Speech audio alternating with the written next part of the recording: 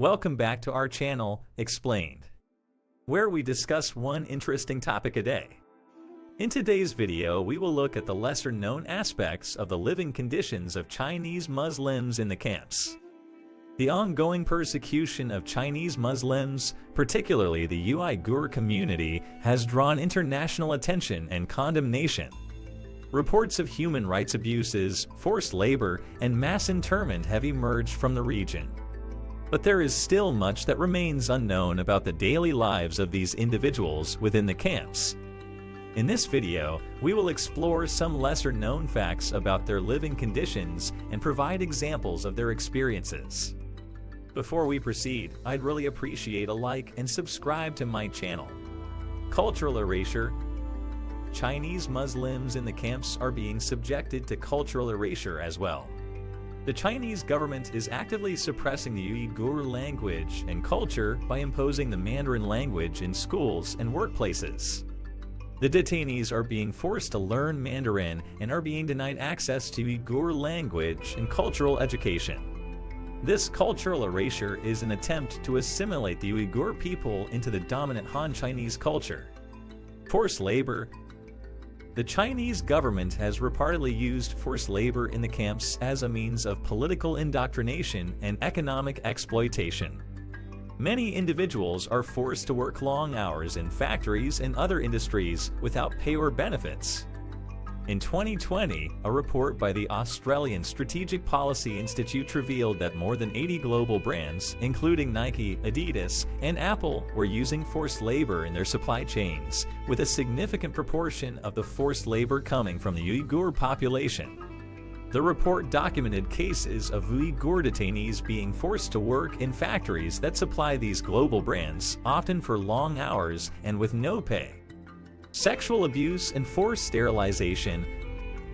There have been reports of sexual abuse and forced sterilization of women in the camps. Women are being subjected to invasive gynecological exams, forced sterilization, and abortions. There are also reports of sexual abuse by Chinese officials who are taking advantage of the power dynamics in the camps to abuse the detainees. There is the case of Miracle Tursun, a Uighur woman who was detained in one of the camps in 2017. Tursun reported that she was subjected to physical abuse and forced to take unknown medications while in custody. She also stated that her infant son died while in Chinese custody. Political indoctrination. The Chinese government has also been accused of subjecting Chinese Muslims in the camps to political indoctrination. This includes forcing individuals to denounce their religious beliefs and embrace the teachings of the Communist Party. According to reports, those who refuse to comply with these demands are subject to physical abuse, torture, and even death. The detainees are being forced to undergo political education programs that are designed to indoctrinate them into Chinese Communist Party ideology. The Chinese government is attempting to erase any notion of Uyghur nationalism and to promote Chinese nationalism in its place. Separation from families. Many Chinese Muslims who are being held in the camps have been separated from their families. This includes children who have been forcibly taken away from their parents and placed in state-run orphanages. In some cases, the government has reportedly sent Han Chinese individuals to live with Uighur families as a means of monitoring their activities and enforcing loyalty to the Communist Party. One example is that of Muhammad Ali Kadir, a Uyghur from Xinjiang who was sent to a camp in 2017. His wife and children were left behind and he has not seen them since.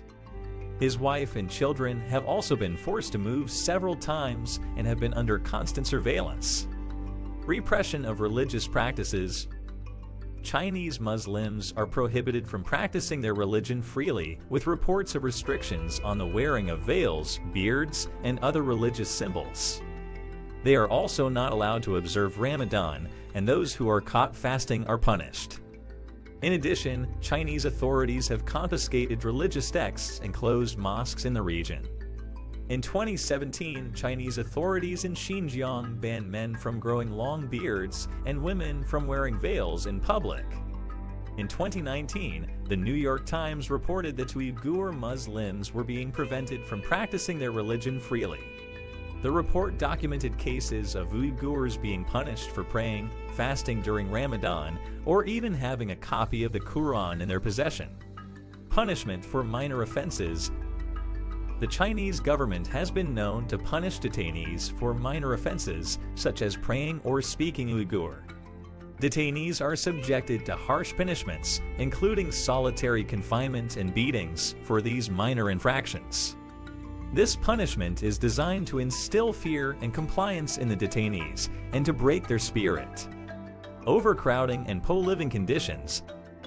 The camps where Chinese Muslims are being held are often overcrowded, with many individuals forced to share small living spaces. According to reports by Human Rights Watch, some of the camps have conditions that are cramped, unsanitary, and lacking in basic amenities like adequate water and heating. This has led to a high incidence of illness and disease among those held in the camps. The government has also reportedly subjected many individuals to forced sterilization and birth control. In summary, the living conditions of Chinese Muslims in the camps are characterized by forced labor, separation from families, repression of religious practices, lack of proper health care, psychological trauma, cultural erasure, sexual abuse and forced sterilization, political indoctrination, food and water shortages, and punishment for minor offenses. These abuses have been condemned by the international community, but more needs to be done to end the suffering of the Uyghur people and to hold the Chinese government accountable for its actions. Thanks for watching. Please raise your voice for these Muslims and let me know if you know someone who is going through these brutal times in China in the comment section below. Don't forget to like, share, and subscribe for more interesting content.